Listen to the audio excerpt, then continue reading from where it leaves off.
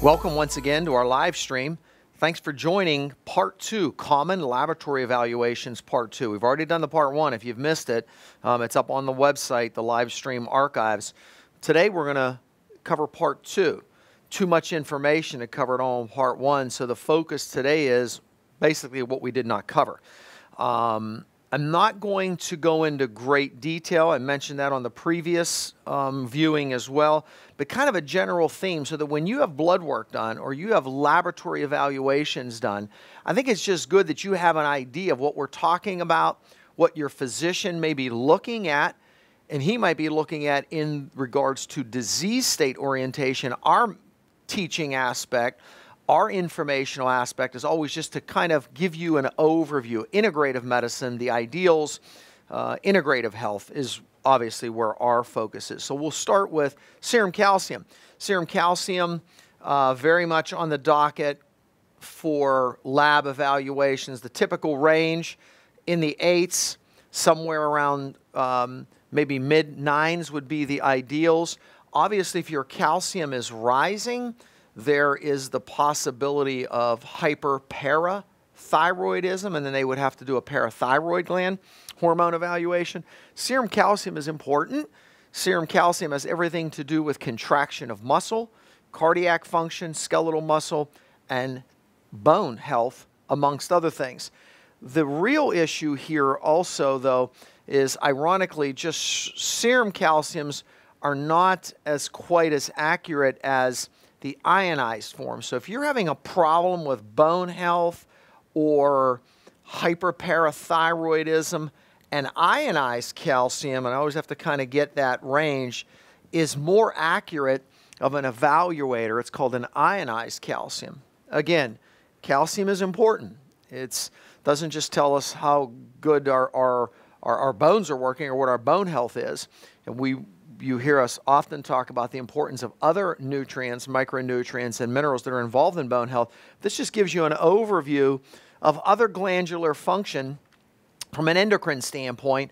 If there are aberrations, very low, very high, you need to be evaluated by an endocrinologist, but this at least gives you kind of a little bit of a smattering or a little bit of a thought process as to what we're looking at. Next, let's move to magnesium. Serum magnesium, a big issue for us and our thought processes. Magnesium typically running on most laboratory evaluations somewhere in a range of 1.5 to 2.3. Ideally, greater than 2 is ideal. Why is this important? Well, magnesium is a critical mineral for cardiac functioning, bone health, a myriad. Magnesium is involved in a myriad of physiologic functions in the body. So you typically don't look at magnesium from a diagnostic standpoint, medical doctors, as some diagnosis for disease. That's not really what their goal is. And so often it's overlooked. It's not evaluated. And if you've never had a serum magnesium, it's a good idea to have, simply because it tells you, ionized is specifically greater than 2. It gives you an idea of your magnesium status, how your muscles are going to respond, if they will respond, and even helpful from a bone health standpoint. So serum magnesium, ionized magnesium, there is a difference. Ionized, fully ionized minerals are always more accurate evaluations. Calcium and certainly magnesium. Covering a couple other basics, we talk about serum potassium. Serum potassium, or your K levels, very important. This is the typical range. Ideally, we want you to be greater than 4.2, 4.3, 4.4, 4.5. Why is it important? Low serum potassium can encourage irregular heart rate, rhythm abnormalities, palpitations. High blood pressure is typically correspondingly related to low potassium, low magnesium status. So the greater your magnesium and the greater your potassium levels are, the greater likelihood that you have minerals are important for blood pressure control. So we see this fitting into that category. Now, is that the end of the road for potassium? No. There are huge issues from a diagnostic, from a disease standpoint, but also Often folks are on medications. They're on diuretics. They're on water pills or antihypertensive medications that drive down your potassium levels. You could have kidney disease and your potassium levels are rising dramatically, way over 5, into the 5 and 6 range. That's a dangerous state. That is a very dangerous state to be in, to have your numbers that high. Again, diagnostically, medically, that's a different category. We're here to just talk to you about functional health. So if your potassium levels are showing up at 3.6, 3.7, your medical doctor might say, you're normal, everything's normal. And we're going to tell you that you need to eat more foods, more vegetables, nuts and seeds, and maybe even be on a quality fully ionized form of potassium as a supplement, and from a supplemental standpoint, to get your numbers up, to maintain blood pressure, skeletal muscle contraction. Potassium, very important. Potassium and magnesium, I think, bears more weight from a functional health standpoint than it does from disease state standpoint. Disease state management certainly follows a little bit more with calcium, as I mentioned. All right, let's move forward. We talked about potassium, we talked about magnesium, we talked about calcium. I just want to try to break out the importance of what I see here. So let's go, let's talk about serum sodium. Serum sodium, often overlooked as well, and only viewed often when there is disease orientation. Typically, labs run somewhere in this neighborhood, 135 to 144 from a laboratory evaluation standpoint. We don't think under 135 is healthy, and we certainly don't believe greater than 144 is healthy. Midpoint. Hopefully, if we can keep you 138 to 140, that should be where you be. What does this tell us? Well, it can tell us a couple things. If you are consuming entirely too much salt in your diet, and then we would make the recommendation, not again from a disease state standpoint, from a functional health standpoint, you need to reduce the amount of salt that you consume. Secondly, it often is a reflection of what's going on with the adrenals. And I failed to mention that even with potassium. Potassium often that is running high is showing that the adrenals are weakened. Low potassium is often a sign of hyperadrenal functioning, or the adrenals are overreacting. Sorry, I forgot to mention that to you. Sodium kind of falls into the same category. Often when sodium is low, your adrenals, it's an indication of poor adrenal function. If it's on the high end, that's often a sign of hyperactivated, excessive adrenal output. I'm under a lot of stress. So sodium, magnesium, potassium play a key role in just keeping you balanced. Also, sodium plays a key portion of the sodium-potassium pump. We call it the sodium-potassium pump. And what this says to us, the majority of potassium wants to be in our cells, intracellular. Most of the sodium is outside the cell, around the cells, and there's this shuttle, this pumping. The body is trying to move sodium out, taking potassium in. It's called the sodium-potassium pump. You say, well, I've never heard of that. Why would I care about that? Well, it's important to keep these numbers relatively balanced. Adequate sodium, because if I have very, very low sodium, or excuse me, potassium, I'm not going to have enough to bring into the cell. And if I have a ton of sodium on board, my body's trying to pump it out. Pump it out into what? It doesn't have enough sodium to exchange. Sodium-potassium pump. Key mineral also can be a reflection of low adrenal function or overactive adrenal function, much like your potassium levels. Let's move on because we're going to run out of time. PSAs, quickly, PSAs typically run prostate-specific antigen for a man's prostate. Where should it be? Obviously, the magic number, generically speaking, is always under 4. If you can keep you under 1, certainly ideals, under 2, acceptable, but there is an allowance for age. So once you break the 60 barrier versus the 70 barrier, there are slight allowances that say, well, is there an allowance for my PSA to be up around 3 or 4? Now, most urologists would disagree with that, but that's what the literature states.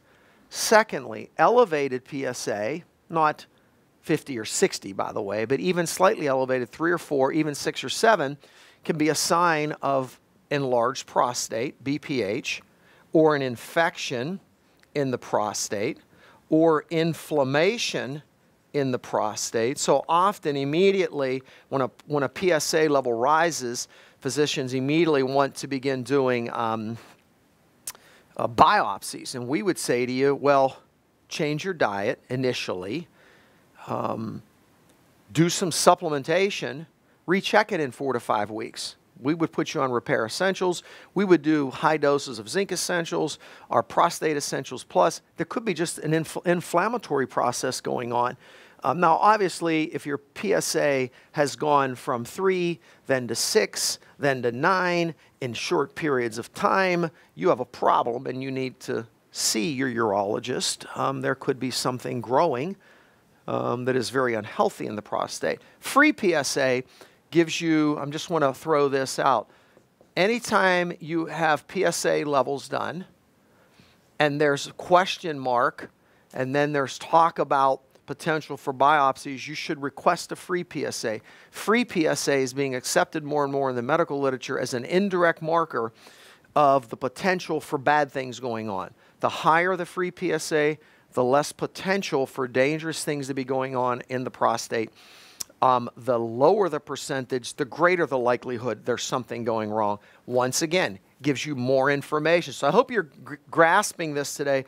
This is not details about any specific area, giving you a little more of a handle when you have labs done, how you can seek counsel, work with us, with your physician, to look more from a functional standpoint. Let's move on. Let's talk about neutrophils and lymphocytes.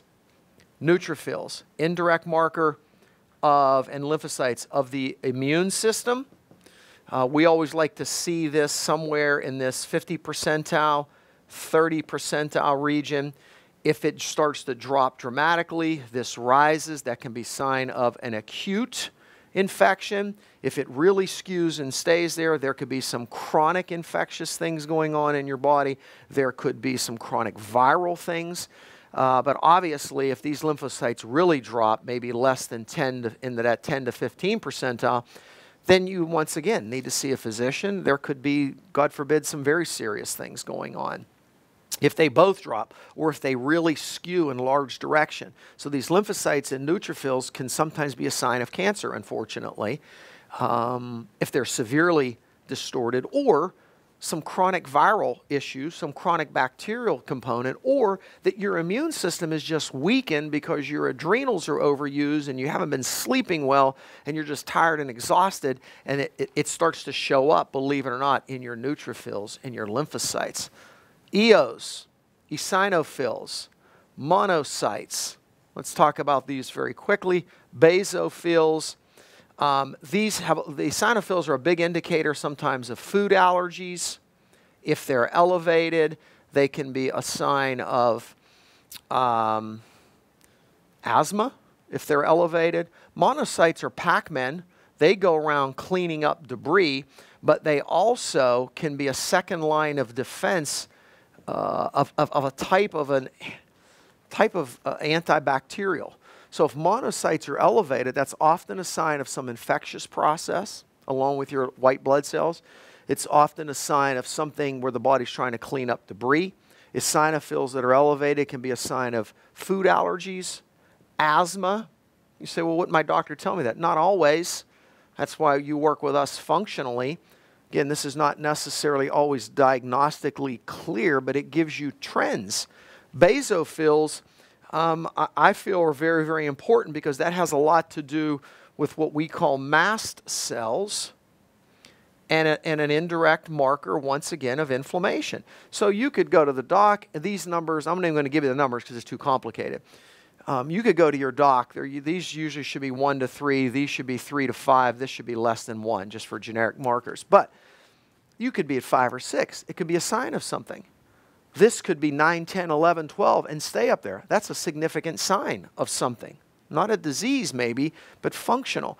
Basophils could be elevated. Your immune system is being activated. There's inflammation. Mast cells are being activated, which is kind of an allergic response, which would say you could even have parasites, for goodness sake. It's an indirect marker for parasites. Eosinophils, monocytes, basophils, very generic markers, can tell you a lot about what is going on in the body. Not going to cover Cholesterol, we've covered that in another teaching. B12 levels. Let's talk about that quickly. B12. Usually the typical range, 200 to 1100, 200 to 1000. We would tell you miss high on this. You always want to be higher in the range. 900, 1000, 1100. Oh, I'm outside the range. My doc told me it's too high. Your body's going to excrete. If your blood work just shows up and you've got excruciatingly higher levels of B12 and you don't take B12 or have injections of B12, you should be evaluated. That could be a bad sign of something going on. See your physician. If you don't supplement and you're 200, 300, 400, let's think about supplementing you. Why? The B12 is involved in energy production within the cells. It is involved as a methylating, a methyl donator, makes reactions and neurotransmitter productions go forward and happen in the brain. Very critical compound to know what this nutrient is doing in the body. Literature shows that women over 65 roughly that fall in the lowest quartile versus the highest quartile have 25% shrinkage of the brain. So the lower the B12 status is, and you're in your 60s and 70s, it opens the door or it encourages decline in cognitive and mental functioning. 25-OHD. I could go on for days with all of these labs, but we're trying to do this in a very direct manner. 25-OHD is a vitamin D level. The typical range right now is 30 to 100 nanograms, I believe, per deciliter. Many folks are less than 30, which is atrocious. Many folks hit the 30 mark and they're told, well, you're okay, you're normal. Ideally, most of the literature points from an immune standpoint, autoimmune, because vitamin D is an immune modulator. Ideally, you should be minimum 50, even most literature showing up to that 50 to 70 range. So you can see it's more, in the middle, not just barely in the range at 32, and you don't need to be at 99. Although toxicities don't show up until you go well over excess of 100. For sake of argument, 50, 60, 70. Okay, creatinine. Quickly, creatinine levels that are elevated can be a sign of kidney damage, kidney issues, or dehydration. Or you've just been consuming way too much protein. You're on an all-protein diet. So your creatinine levels you need to look at.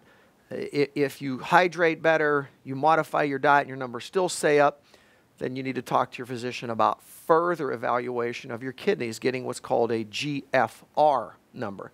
Bilirubin, I didn't talk about that, but, blood urea nitrogen. BUN levels are important because BUN levels can be an indirect marker of kidney function, can be an indirect marker of liver function. If numbers are elevated, again, maybe you're dehydrated. Maybe you have a lot of bad bacteria growing in the gut, and it's producing, we call, a lot of nitrogenous waste. That could be an issue. But if elevated BUN, blood urea nitrogen, you could be consuming way too much protein.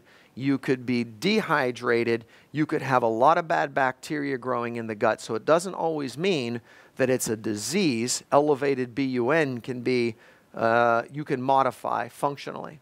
Well, we left out markers. I didn't cover red blood cell, didn't cover white blood cell. Those are pretty self-explanatory. I could be anemic. If my white blood cells are very low, there could be something very severe. See an oncologist. If they're very high, there's possibility of an infection. If you run generically on the low side of norm, there's possibility that your adrenals are overworked. So you got to start to see that how this all ties together. The main purpose for doing this is to kind of give you an overview quickly in a smattering that this is not always just about evaluating disease, but that you can look at a B12 level, a magnesium level, a sodium, a potassium from a very functional health standpoint. Eosinophils, basophils, monocytes. I don't know any of that stuff. Well, you've learned a little bit today. I didn't go into detail. I could do 5 hours just on laboratory evaluations, frankly. I don't want to do that, but this should enlighten you to think, well, when I just get labs done, and my doc said, all my numbers are okay or they're in the range. You should always request a copy. Keep a copy for you or your spouse, whatever, first of all. Second of all, then when you work with us or an integrative practitioner, they can help you define what are more the ideals and where you should be, even when you're in the range. Thanks for being with us. Hope you enjoyed Common Laboratory Evaluations Part 2. Go to the live streams. Look at our archives. We have a lot of good information up there for you. God bless you. Thanks for being with us.